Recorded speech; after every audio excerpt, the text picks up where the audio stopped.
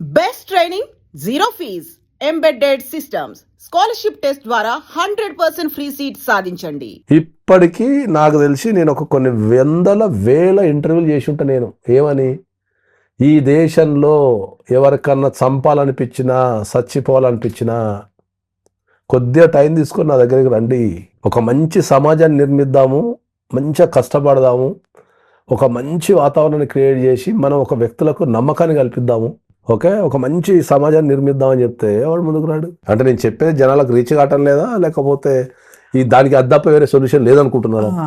అది ఒక బలహీనమైనటువంటి క్షణం, ఒక బలవంతపు ఒక నిర్ణయం, ఇలాంటివన్నీ వస్తుంటాయి ఆ డెఫినేషన్. బలహీన క్షణాలను నన్ను గుర్తు చేసుకోమని చెప్తున్నా కదా.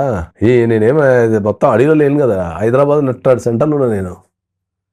నీకు ఏ ఇబ్బంది వచ్చినా రా, నేను మాట్లాడి నీకు ఏదో ఒకటి చేస్తానని చెప్తున్నా. నేను అందమైన జీవితము, పుట్టము ఉన్నప్పుడు అన్ని అనుభవించి చచ్చిపోవాలా.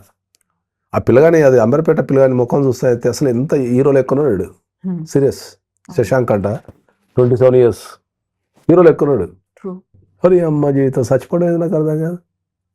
ఇదంతా చచ్చిపోయి ఎటైనా ఢిల్లీయో గిల్లీయో బాంబేనో గిమ్మనో పారిపోయి బతకచ్చు కదా. అదృష్టం బాగుండి అక్కడ సంపాదిస్తే మళ్ళీ తిరిగి వచ్చి కట్టచ్చు కదా అంటున్నా. ఇది ప్రతి ఒక్కరు, నేను మళ్ళొక్కసారి గట్టిగా చెప్తున్నా ఏంటంటే, ప్రతి కుటుంబము, ఆ కుటుంబంలో ఉన్న ప్రతి వ్యక్తులు సమాజంలో జరుగుతున్న ఈ హత్యలు, ఆత్మహత్యల మీద కంపల్సరీ ఆలోచించాల్సిన విషయం ఉంది.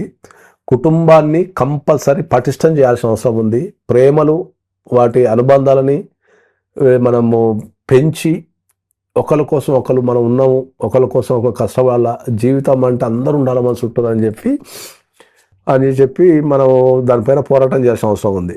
జనరల్గా ఏంటంటే మనకు చిన్నప్పుడు రాసి ఉంటారు ఏంది, ఐకమత్య మహాబలం అని.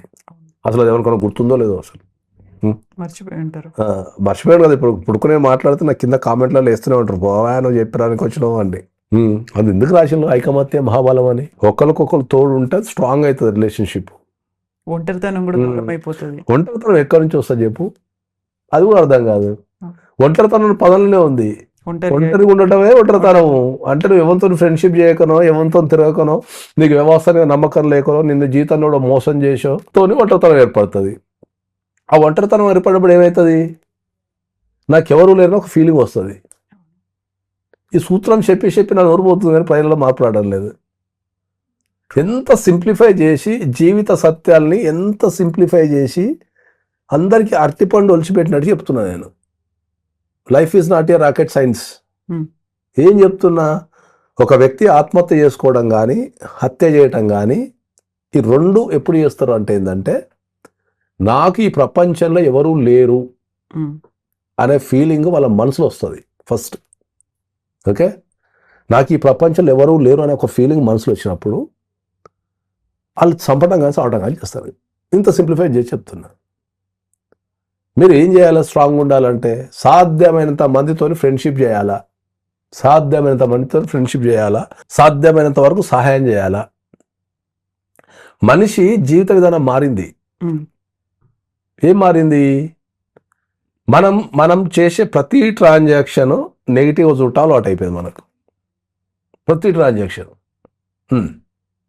ఎట్లా అలవాటు అయిపోయింది అంటే ఏంటంటే, ఇప్పుడు మనకి ఎవరైనా కొత్త పరిచయం ఏదైనా సాయం చేస్తా అంటే మనకు డౌట్ వస్తుంది. ఎందుకో వీనికి ఏదో లాభం ఉంది అంటాడు, వీనికి ఏదో లాభం ఉంది అందుకే వీడియో చేస్తున్నాడు అంటాడు. గట్టిగా ఓ 10 రూపాయలు అడిగినా, అమ్మో వీనికి ఎందుకు ఇలా 10 రూపాయలు, వామ్మో నీ పోతాయని వీడు తిరుగుతుంటాడు. ఇప్పుడు వాడు 10 రూపాయలు తీసుకోమని అమ్మ వీడు ఎందుకు ఇస్తున్నాడు, వీడు ఎక్కడ బొక్క పెడతా వీడుస్తాడు. అది ఆఫీసులలో కావచ్చు, పని విషయంలో కావచ్చు, సమాజంలో కావచ్చు, ప్రతి దాన్ని నెగిటివ్గా చూడటం అలవాటు అయిపోయింది మనిషికి. మనస్ఫూర్తిగా ప్రతి ఒక్కరిని నమ్మి అరే ప్రశాంతంగా ఉందాము, వీలైనంత వరకు సాయం చేద్దాము అనే ఆలోచన నుంచి లేదు మనిషికి. ప్రతిదీ ఇప్పుడు మనం డాక్టర్ దగ్గర పోతాం, 4 టెస్టులు రాస్తాడు.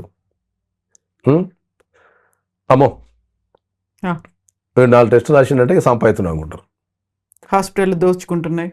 అది ఇప్పుడు అదే చెప్తున్నా నీకు. ఎట్లుంటుంది, నువ్వు ఆయుర్వేద డాక్టర్ దగ్గర పోతావు, వాడు ఒక ట్రీట్మెంట్ ఇస్తాడు. అలోపతికి పోతావు, వాడు ఒక ట్రీట్మెంట్ ఇస్తాడు. యునానికి పోతావు, వాడు ఒక ట్రీట్మెంట్ ఇస్తాడు.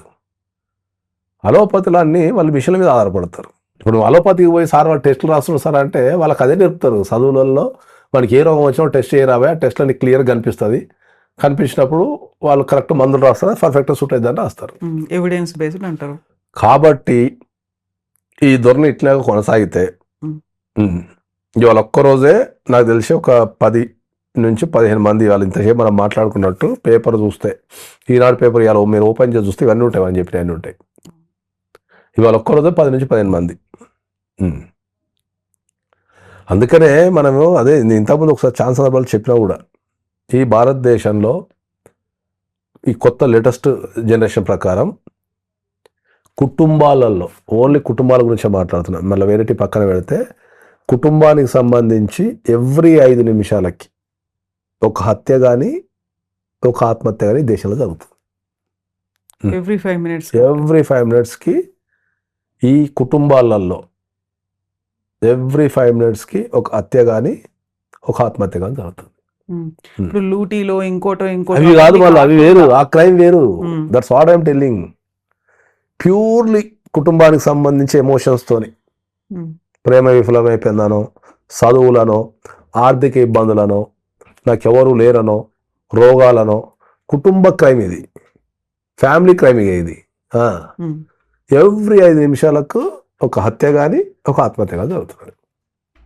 ఇది లేటెస్ట్ రిపోర్ట్. అంటే మొత్తం భారతదేశంలో 24 గంటలు ఏంటో 65 వేసుకుంటున్నాం కదా, ఎవరి 5 నిమిషాలకు ఒకరు కదా, గంటకి ఎంతమంది వస్తారు?